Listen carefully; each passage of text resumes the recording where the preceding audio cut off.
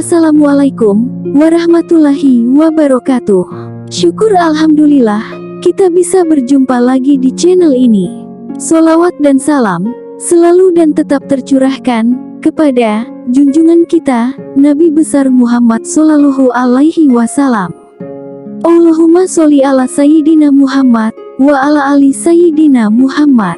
Harapan dan doa saya, semoga saudaraku semuanya selalu diberikan kesehatan, dilapangkan rezekinya, diampuni dosa-dosanya, dan dipanjangkan umurnya. Amin ya robbal alamin. Sahabatku yang beriman, yang dirahmati Allah.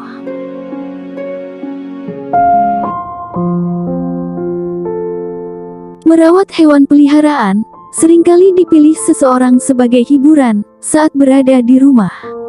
Tak jarang juga hewan peliharaan dijadikan sebagai hobi. Seperti yang diketahui, Rasulullah Shallallahu Alaihi Wasallam pun memiliki hewan peliharaan berupa seekor kucing yang diberi nama Meuza.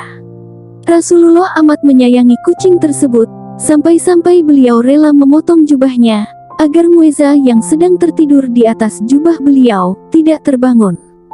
Maka itulah, merawat dan memelihara kucing di rumah menjadi salah satu sunnah Rasulullah yang dapat kita lakukan. Selain itu, Allah bahkan memberikan sejumlah keberkahan bagi yang merawat kucing di rumahnya. Keberkahan-keberkahan tersebut antara lain.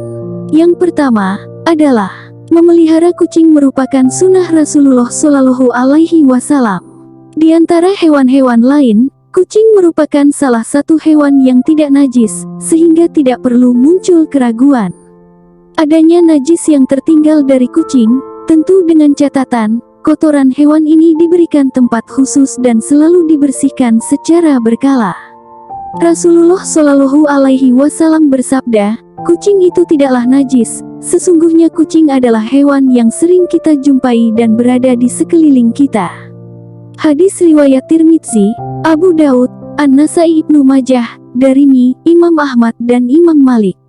Jadi, selain karena lucu dan menggemaskan, dengan memelihara kucing, berarti kita sudah melaksanakan salah satu sunnah Nabi Muhammad Sallallahu Alaihi Wasallam. Yang kedua, adalah semua hewan berzikir setiap saat, seperti dengan halnya seluruh makhluk yang ada di langit.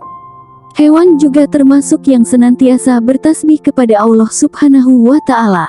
Hal ini sebagaimana yang terdapat dalam Al-Quran, Allah berfirman, langit yang tujuh dan semua yang ada di dalamnya bertasbih kepada Allah, dan tidak ada sesuatu pun melainkan bertasbih dengan memujinya.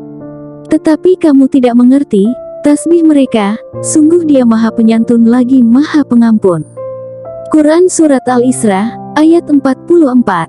Selain itu, juga seorang sufi dari Irak, yang bernama Sibli, pernah hadir dalam mimpi sahabatnya, bahwa segala dosanya telah terampuni setelah ia menyelamatkan kucing dari bahaya.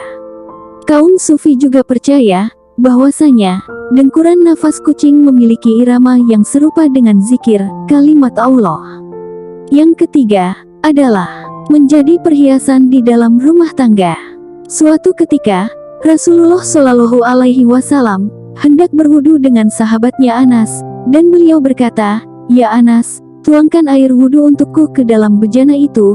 Ketika Rasulullah hendak berwudu, datanglah seekor kucing yang menjilati air dalam bejana tersebut.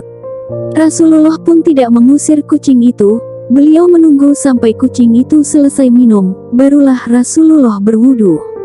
Setelah kejadian itu, Rasulullah berkata kepada Anas, "Ya Anas, kucing termasuk perhiasan rumah tangga, ia tidak dikotori sesuatu, bahkan tidak najis." Yang keempat, adalah mendapatkan rahmat di hari kiamat. Memelihara kucing atau hewan peliharaan lain, dengan niat di jalan Allah, maka akan mendapatkan rahmat saat hari kiamat kelak. Hal ini sebagaimana disebutkan dalam sebuah hadis.